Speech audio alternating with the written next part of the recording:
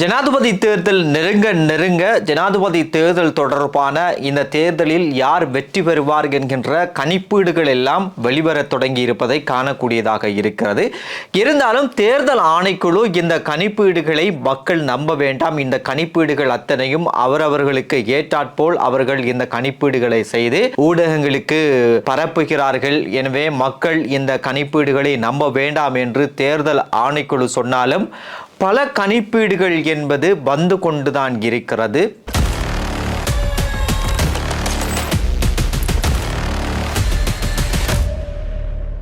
இந்த கணிப்பீடுகளில் யார் முன்னிலையில் இருக்கிறார்கள் என்று சொன்னாலும் இப்போது ஜனாதிபதி தேர்தல் களத்தில் அனுர, சஜித், ரணில் ஆகிய 3 பேருக்கும் இடையில் தான் ஒரு கடுமையான ஒரு போட்டி நிலவி வருகின்றது. இவ்வாறு வெளிவருகின்ற ஏராளமான கணிப்பீடுகளில் இந்திய புலனாய்வு பிரிவும் ஒரு கணிப்பீட்டை வெளியிட்டிருக்கிறதாம். அந்த கணிப்பீட்டின் படி அனுரதான் இலங்கையினுடைய அடுத்த ஜனாதிபதியாக வரப்போகிறார் என்கின்ற அந்த செய்தி என்பது கடந்த சில தினங்களாகவே ஊடகங்களில் பரப்பப்பட்டு வருவதை காணக்கூடியதாக இருந்தது. இருந்தாலும் இந்த செய்தி என்பது உண்மைக்கு புறம்பான ஒரு செய்தி. இது பொய் பிரச்சாரமாக மேற்கொள்ளப்பட்டு வருகிறது என்று இந்திய தூதரகம் இன்று அறிக்கை ஒன்றை வெளியிட்டு சொல்லி இருக்கிறது. இருந்தாலும் இந்த நாட்களில் அனுர உட்பட ஜேவிபி மீதான எதிர் பிரச்சாரங்கள் என்பது அதிகமாக ஊடகங்களிலே மேற்கொள்ளப்பட்டு வருகிறது. ஊடகங்களுடைய கவனம் என்பதும் இப்போது அனுர தேசிய மக்கள் சக்தியின் பக்கம் தான் திரும்பி இருக்கிறது. இவர்களுடைய தேர்தல் விஞ்ஞாபன அறிக்கையும் வெளியிடப்பட்டது. இந்த அறிக்கையும் கூட இப்போது ஊடகங்களிலே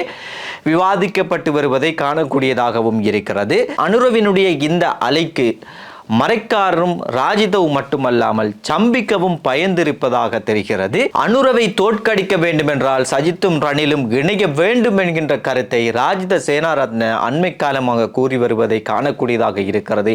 இதே கருத்தை தான் தலத்தாவும் கூறி வருவதை காணக்கூடியதாக இருந்தது. இந்த புலனாய்வு அறிக்கைகள், இந்த கணிப்பீடுகள் எல்லாம் ஒரு பக்கம் வந்து கொண்டிருந்தாலும் செப்டம்பர் 21 மக்கள் தான் முடிவெடுப்பார்கள் இந்த நாட்டினுடைய ஜனாதிபதி யார் என்பதை. அதே நேரம் இவைகள் எல்லாம் மக்களை மூளைச்சலவை செய்கின்ற ஒரு அரசியல் விளையாட்டாகவே பார்க்கப்படுகிறது. இவ்வாறு அனுரவின் அலை என்பது அதிகரித்து கொண்டு செல்கின்ற இந்த வேளையில் எஸ்ஜேபிக்குள்ளான உள்ளக முரண்பாடுகள் என்பதும் அதிகரித்து கொண்டு வருகிறது. இன்னும் ஒரு பக்கத்தில் குறிப்பாக எஸ்ஜேபிக்குள் சஜித்தினுடைய குடும்ப உறுப்பினர்களால் மேற்கொள்ளப்படுகின்ற ஆதிக்கம் குறித்து எஸ்ஜேபிக்கு உள்ளே பல விமர்சனங்களும் முரண்பாடுகளும் எழுந்திருப்பதாக சொல்லப்படுகின்றது. எஸ்ஜேபி என்பது இப்போது சஜித்தினுடைய குடும்ப உறுப்பினர்களால் ஆதிக்கம் செலுத்தப்பட்டு வருகின்ற ஒரு இடமாக மாறியிருக்கிறது என்றும் சிலர் பேசிக் கொள்கின்றனர். குறிப்பாக சஜித்தினுடைய சிரேஷ்ட ஆலோசகராக இருக்கின்ற லக்ஷ்மன் பொன்சேகா, அதே நேரம் சஜித்தினுடைய மனைவி ஜலனி, துலாஞ்சலி போன்றவர்களால் இந்த முரண்பாடுகள் என்பது அதிகரித்திருப்பதாக பேசப்படுகிறது. இதன் காரணமாக எஸ்ஜேபியோடு சேர்ந்த சம்பிக்க, டலஸ், ஜிஎல் போன்றவர்களுடைய கதைகள் இந்த இடத்திலே எடுபடாமல் போவதாகவும் அவர்களும் இது குறித்து கவலை அடைந்திருப்பதாகவும் சொல்லப்படுகின்றது. எஸ்ஜேபிக்கு நடக்கின்ற இந்த சண்டைகளுக்கு மத்தியிலும் அடுத்த ஜனாதிபதி யார் என்கின்ற இந்த போருக்கு மத்தியிலும் இன்னும் ஒரு போர், இன்னும் ஒரு பக்கம் இதைவிட அதிகமாக சென்று கொண்டிருப்பதை காணக்கூடியதாக இருக்கிறது. அதுதான் அடுத்த பிரதமர் யார் என்கின்ற போர். என்பிபியை பொறுத்த வரைக்கும் அவர்கள் ஆட்சிக்கு வருகின்ற போது அடுத்த பிரதமராக ஹரிணி அமரசூரியவை நியமிப்பதற்கு சாத்தியக்கூறுகள் அதிகம் இருப்பதாக அவர்கள் சொல்கிறார்கள். அதே நேரம் ரணில் ஜனாதிபதியாக வருகின்ற போது பிரதமராக ரவி கருணாநாயக்க வருவார் என்று அவர்களுடைய ஆதரவாளர்கள் சமூக வலைத்தளங்களிலே பேசிக் கொள்கின்றனர். இருந்தாலும் இந்த கருத்தை ரவி கருணாநாயக்க மறுத்திருக்கிறார். அது ஒரு பொய்யான பிரச்சாரம் என்றும் அவர் சொல்லி இருக்கிறார். சஜித் ஜனாதிபதியாக வருகின்ற போது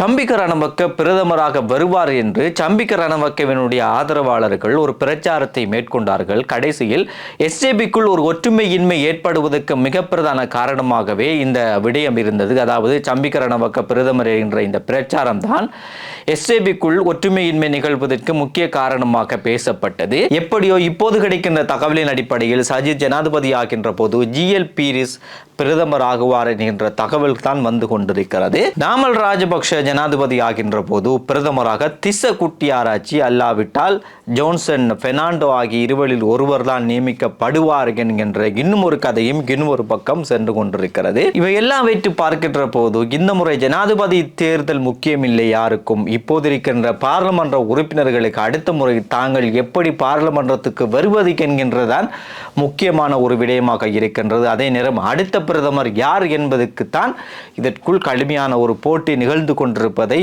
பார்க்கக்கூடியதாக இருக்கின்றது. எது எப்படி இருந்தாலும் ஜனாதிபதி ரணில் விக்ரமசிங்கே ஏற்கனவே குறிப்பிட்ட ஒரு விடயம்தான், அவர் ஜனாதிபதி ஆகின்ற போது பிரதமராக எந்த கட்சி அதிகமான ஆசனங்களை கொண்டு வருகிறதோ அந்த கட்சிக்கு தான் பிரதமர் பதவி போகும் என்ற ஒரு விடயத்தையும் அவர் ஏற்கனவே கூறியிருந்தார். இது தொடர்பாக நாங்கள் ஏற்கனவும் பேசியிருந்தோம். எனவே நாங்கள் அடிக்கடி சொல்லி வருகின்ற ஒரு விடயம்தான், அந்த விடயத்தை நாங்கள் இன்றும் சொல்கிறோம்.